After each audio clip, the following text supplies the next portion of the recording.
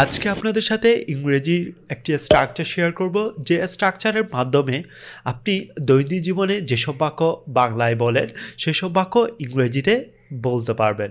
স্ট্রাকচারটি হচ্ছে how about plus ভার্বের সাথে ING plus extension. How about এটির অর্থ হবে কেমন হয়, কম্পিউটার শিখলে কেমন হয়।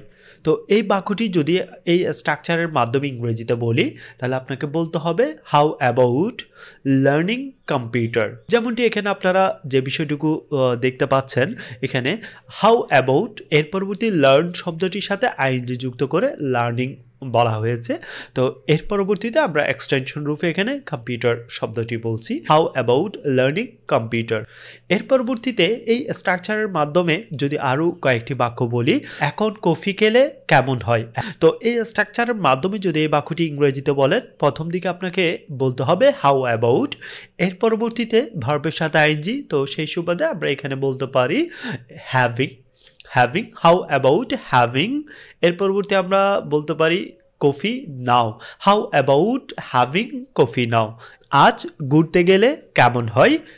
তো এই বাক্যটি যদি স্ট্রাকচার অনুসারে ইংরেজিতে বলেন তাহলে আপনাকে বলতে হবে how about roaming around today, এই শীতে রাঙামাটি গেলে কেমন হয়।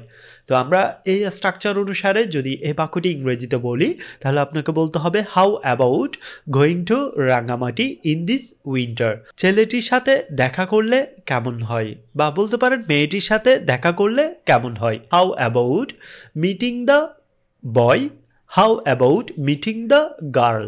এর পরবর্তী যদি আরেকটি বাক্য বলি, আজ বিরিয়ানি রান্না করলে কেমন হয়, how about cooking biryani today.